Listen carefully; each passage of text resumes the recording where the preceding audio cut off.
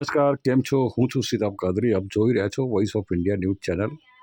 સ્વર્ગસ્થ બાબુ માલી સલામ, કે જે એક એવું નામ છે કે જેને પોતાનું જીવન ક્લબ માટે સમર્પિત કર્યું હતું. ક્લબના અંદર જ્યારે ખૂબ બહુ મહેનતની જરૂર હતી ત્યારે સૌથી પહેલાં સવારે બાબુલાલ આવતા હતા અને બેટિંગ વોટરિંગ કરતા હતા, અને ત્યાર પછી જ બીજા સિનિયર ક્રિકેટરો આવતા હતા. આવી બલિદાન આપનાર વ્યક્તિ અચાનક જ હૃદયરોગના હુમલાથી અવસાન થયેલ હતું, અને તેમની યાદમાં તેમના બંને દીકરા સચિન માલી સલામ અને અન્ય દીકરાએ આજે સ્વર્ગસ્થ બાબુ માલી સલામ T20 ટુર્નામેન્ટનું જીમખાનામાં આયોજન કરવામાં આવ્યું હતું, અને જેનો શુભારંભ આજે કરવામાં આવ્યો હતો.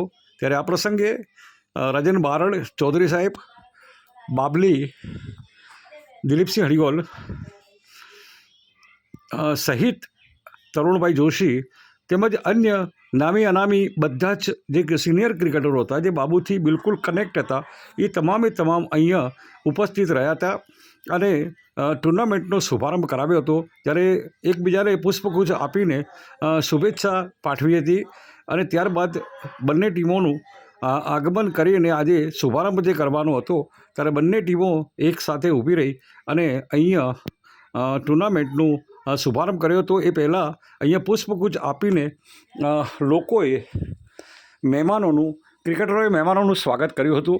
જ્યારે આ વખતે રાજુભાઈ ઠાકોર પણ ઉપસ્થિત રહ્યા હતા, તેમજ અન્ય જે હતા જેમના નામ કદાચ ન બોલી શકાય પણ તેઓ મહેમાન તરીકે અહીંયા ઉપસ્થિત રહ્યા હતા.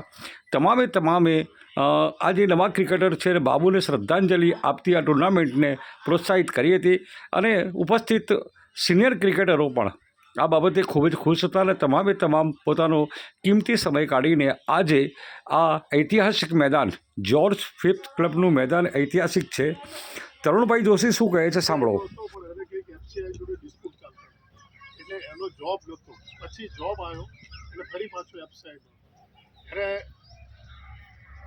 જેટલો યાદ કરીએ એટલું, અને એ ક્રિકેટનો જીવ હતો ને, એટલે એનો લાસ્ટ ડે બી ક્રિકેટમાં જ ગયો. એ એક યાદ રાખવા જેવી વાત છે કે એ લાસ્ટ ડે બી મેં એનો ફોટો ટ્રોફી સાથે જ જોયો હતો. ત્યાંથી મને ખ્યાલ નહોતો કે આ બધું કરી દે. આ પ્રસંગે જેટલો યાદ કર્યો એટલો ઓછો છે. હું એકદમ જેન્ટલમેન મેન, ફેમિલી મેન, અને આપણે એના માટે આ ટુર્નામેન્ટના આયોજકોને હું ખૂબ જ અભિનંદન આપું છું, અને એવું ઈચ્છું છું કે દર વર્ષે આ ટુર્નામેન્ટ રમાય અને આ ટુર્નામેન્ટનો છાવ વધે. Thank you. ત્યારબાદ રાજુભાઈ ઠાકોરનું પણ સન્માન કરવામાં આવ્યું હતું, તેમજ દિલીપસિંહ હરિઓલે પણ આવનાર મહેમાનનું પુષ્પગુચ્છ આપીને સન્માન કરવામાં આવ્યું હતું. જ્યારે અહીંયા ઘણા સિનિયર ક્રિકેટરો પણ ઉપસ્થિત રહ્યા હતા. પંકજ જોશી, પછી લલિત પ્રજાપતિ સહિતના જે હતા, બાપુ દરબાર, તમામ અહીંયા હતા. અને દિલીપસિંહ હરિઓલ શું કહે છે? એના પછી જેટલા પણ ક્રિકેટર રમ્યા હશે કે ક્રિકેટર બન્યા હશે એ બધામાં 100% ફાળો બાબુભાઈ માલી સલામનો છે. કેમ કે એ ના હોય તો વિકેટ ના બનતી. એમના સિવાય એ લેવલ એ પ્રકારની એક જે સ્ટાન્ડર્ડ હોવું જોઈએ વિકેટનું, એ સ્ટાન્ડર્ડની વિકેટ એમના સિવાય કોઈ બનાવી શકતું નહોતું. અને એના સિવાય પણ તરુણ કાકાએ કહ્યું એમ કે સવારે વહેલા આવીને જ્યાં સુધી એ ગ્રાઉન્ડ પર આવતા હતા ત્યાં સુધી આવીને બેટિંગ પણ એ જ લગાવતા હતા. એટલે હું મારું પર્સનલ એવું માનું કે મેં જ્યારે 1996માં ક્રિકેટ રમવાનું ચાલુ કર્યું ત્યારથી અત્યાર સુધી જ્યાર સુધી હું ક્રિકેટ રમ્યો, મારું ક્રિકેટ રમવા પાછળ બાબુભાઈ માલી સલામનો બહુ મહત્ત્વનો ફાળો છે. અને હું એમનો આજની તારીખે બી ખૂબ ખૂબ આભાર માનું છું કે એમણે આ બધું દરેક ક્રિકેટરો માટે કર્યું, મારા માટે કર્યું, અને એ પણ એક નિસ્વાર્થ ભાવે કોઈ ફી લીધા વગર, કોઈ પૈસા લીધા વગર પોતાના શોખથી અને પાલનપુરના છોકરાઓ આગળ આવે એના માટે કર્યું. એટલે હું એવું